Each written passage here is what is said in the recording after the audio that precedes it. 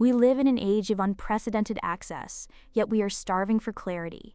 The digital landscape is a vast ocean of instructions, and every wave carries a different message. Sit this way, breathe that way, visualize these colors, or chant those ancient syllables. This is the great paradox of the modern seeker. We have more tools for peace than any generation in human history, and yet we are more anxious, more fragmented, and more spiritually confused than ever before. This is the curse of the information age. It has turned a path of subtraction into a hobby of accumulation. We collect techniques like trophies, hoping that the next one will finally be the key that unlocks the door to the infinite. But if you look at the masters, the 1% of seekers who have moved beyond the superficial layers of relaxation and into the raw light of the divine, you will notice a common thread. They are not looking for more, they have mastered the art of less. They have moved past the noise of the intellect and the clutter of spiritual window shopping. To enter the sanctuary of the inner self, one must first leave the baggage of expectation at the door. We often approach meditation like a consumer. We want a result. We want a feeling. We want a story to tell. But the divine does not respond to the demands of the ego. It responds to the depth of our surrender. Think about your own practice for a moment. Is it a refuge, or is it another item on your to-do list? Do you sit down to find yourself, or do you sit down to escape yourself? The distinction is subtle, but it changes everything. When we meditate to escape, we are merely running from the noise of our lives. But when we meditate to find the divine, we are turning toward a light that has been burning within us since before we had a name. This is the journey from the periphery to the center. It is the most difficult journey a human being can take, because it requires us to face the one thing we fear most, the silence of our own being. In this exploration, we are going to pull back the curtain on how the true practitioners move into the deep waters of consciousness. We are going to look at why your search for mystical experiences might be the very thing keeping you from the truth. We will examine the biological shift that occurs when the human body becomes a vessel for the divine, and we will learn how to navigate the different tools of the spirit without getting lost in the map. This is not about learning a new trick. This is about remembering an ancient power. The first and perhaps most vital lesson of the elite practitioner is a radical shift in perspective. The 1% do not seek experiences. They seek the source of all experience. This is a concept that often feels like a cold shower to the modern seeker. We are addicted to the spectacular. We hear stories of third eyes opening, of celestial visions of white light and sudden bursts of bliss. Naturally, we want those things. We feel that if we haven't seen a geometric pattern or heard a cosmic vibration, then we aren't doing it right. We treat spirituality like a cinema where we are waiting for the movie to start. But here is the danger. When you meditate for the sake of an experience, you are still operating from the ego. The ego loves experiences because it can own them. It can say, I saw this or I felt that. It can compare its experience to yours and feel superior or inferior. The ego turns the infinite into a commodity. But the divine is not an experience. It is the ground upon which all experiences happen. If you are chasing the light, you are missing the sun. The masters understand that experiences are merely road signs. If you are driving to a beautiful destination and you see a sign that says you are 10 miles away, you do not stop the car and have a picnic under the sign. You acknowledge it, you feel a sense of gratitude that you are on the right path, and then you keep driving. Many meditators get stuck under the road signs. They have one beautiful moment of peace or one strange vision, and they spend the next 10 years trying to recreate it. They have turned their meditation into a memory. To seek the divine is to seek that which does not change. Experiences come and go. Bliss fades into neutrality. Visions dissolve back into the darkness. But the presence of the divine is constant. It is the silence beneath the noise. It is the stillness in the center of the hurricane. When you stop looking for the fireworks show, you finally notice the vastness of the sky. The 1% meditate not to see something new, but to be something true. They sit down with the intention of merging, They are not interested in a temporary high, they are interested in an eternal state of being. This requires a level of honesty that most people are not ready for. It means admitting that your desire for a mystical experience is just another form of greed. Once you drop that greed, the door finally begins to swing open. There is a profound paradox in the act of sitting still. To the outside observer, it looks like nothing is happening. But internally, it is a total revolution. This is where meditation moves from a mental exercise to a biological transformation. The process of deep meditation is essentially the process of closing down the human experience to allow the divine experience to emerge. Think of your consciousness as a radio. Most of the time we are tuned to the frequency of the body. We feel the itch on our skin, the weight of our limbs, the rhythm of our breath. We are tuned to the frequency of the personality, our worries, our plans, our memories. This is the human frequency. It is limited. It is bound by time and space. To move beyond this, we have to subdue the instrument. This is why we keep the body totally still. Every movement of the body sends a signal to the brain that says, I am here, I am a physical entity in a physical world. By becoming a statue, we begin to cut those signals. As the body becomes quiet, the heart rate slows. The breath becomes so thin it is almost imperceptible. The nervous system, which is usually in a state of constant reaction, begins to settle into a state of profound grace. This is what we call the threshold. It is the boundary between the human and the divine. When the body is sufficiently subdued, the consciousness no longer has to spend its energy maintaining the physical illusion. It is freed, it begins to rise, it begins to expand beyond the skin, beyond a room, beyond the identity of the person sitting on the cushion. This is the act of surrender. It is not a passive giving up. It is an active offering. The 1% sit down and they offer their eye to the fire. They say, here is my body, here is my name, here are my problems. I give them all to you. I am no longer a man or a woman, a success or a failure. I am simply a point of awareness. In that state of total offering, the sense of separation begins to dissolve. The wall between the seeker and the sought becomes thin. This is where the ego puts up its greatest fight. As you approach the state of total surrender, the ego feels like it is dying. It will create distractions. It will make your leg cramp. It will make you remember an email you forgot to send. It will whisper that this is boring or that nothing is happening. This is the ego's survival mechanism. It knows that if you go deep enough, it will vanish. The master knows this. They do not fight the ego. They simply watch it with a smile. They stay still. They stay offered. And eventually the noise stops. The human machine goes quiet, and the divine takes the wheel. One of the greatest sources of confusion in the world of meditation is the lack of distinction between different techniques. People often ask, what is the best meditation? This is like asking, what is the best tool in a toolbox?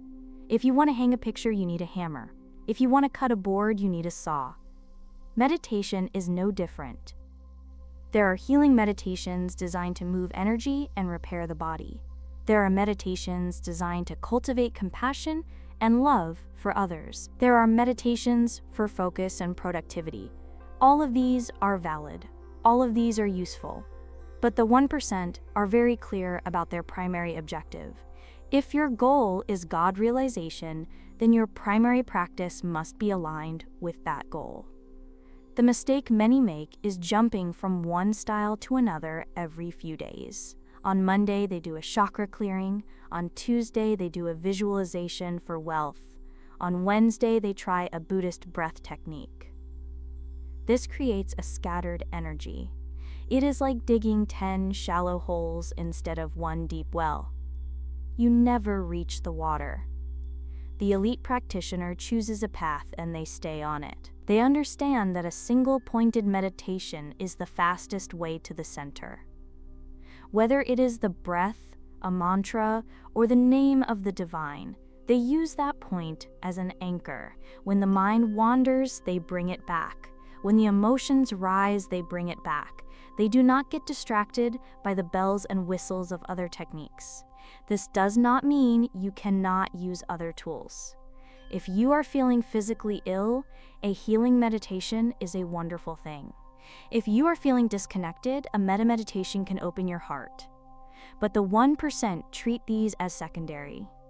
They are additions to the practice, not replacements for it. The core of their work remains the same, the steady, relentless focus on the source. They understand that the power of a tool is not in the tool itself, but in the consistency of its use. You do not become a master of the violin by playing the flute 3 days a week. You stay with the strings until they become an extension of your soul. There is a moment in every deep meditation where the lights go out. The thoughts stop. The feelings fade. You are left in a state of absolute silence. For many, this is a terrifying or boring place. The mind looks into the void and sees nothing. It says, well, this is a waste of time. I am just sitting here in the dark. But this is the moment of truth. The 1% understand that the silence is not empty. It is pregnant with the divine. We are so used to perceiving things through our 5 senses that when we encounter something that cannot be seen, heard, or touched, we assume it isn't there. But the divine is not a thing. It is the source of all things.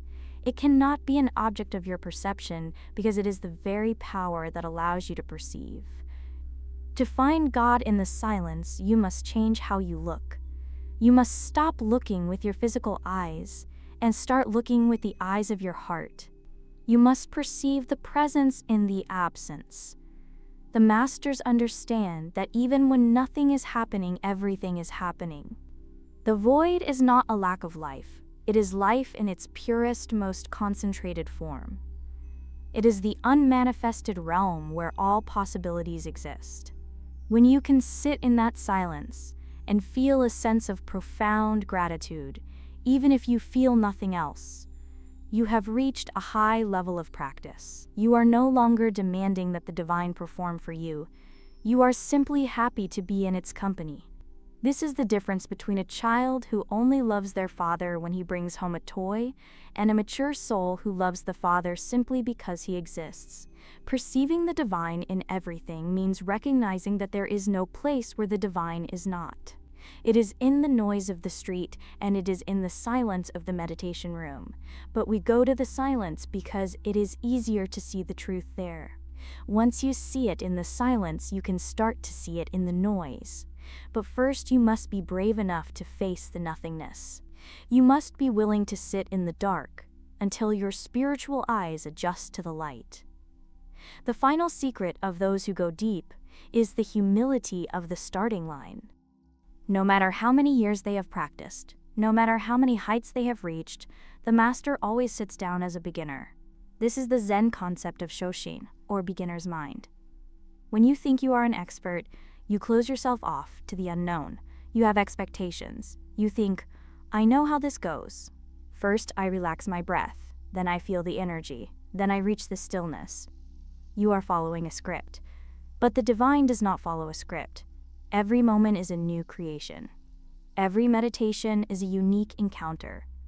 By adopting the beginner's mind, you remove the barriers of your own knowledge. You sit down with a sense of wonder. You ask what is going to happen today. You leave room for the miraculous to occur. This humility is what keeps the practice alive. It prevents the meditation from becoming a dry habit. It keeps the heart soft and the mind open.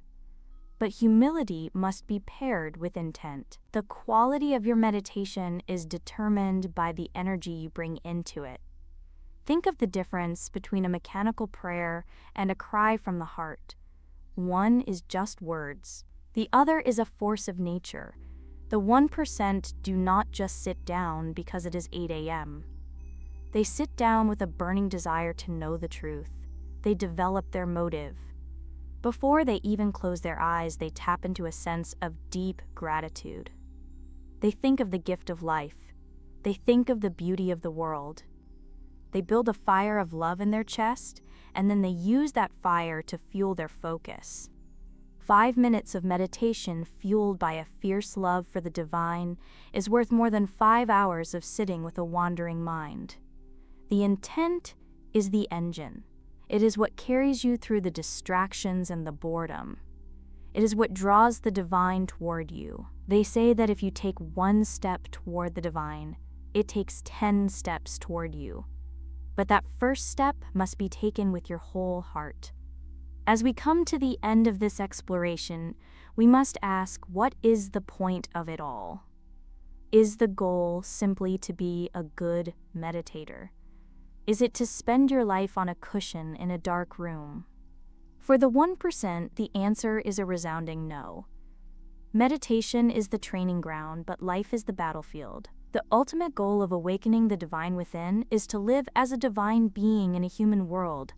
It is to carry the silence of the meditation room into the chaos of the marketplace. It is to look at every person you meet and see the same light that you saw in your deepest stillness. The practice is not an escape from reality.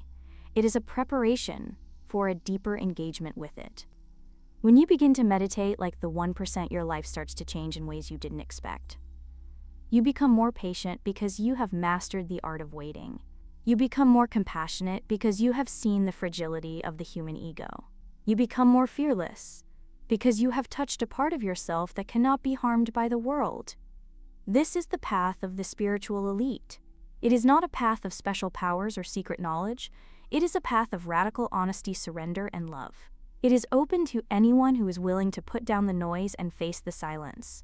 It is open to you. The clarity you seek is not in the next video or the next book. It is in the space between your thoughts. It is in the breath you are taking right now. The divine is not hiding. It is waiting for you to stop looking for everything else. As you move forward with your practice, remember these lessons.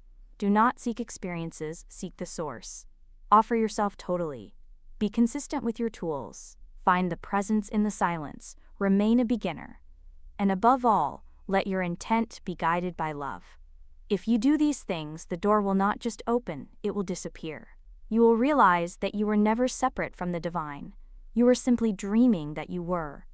It is time to wake up.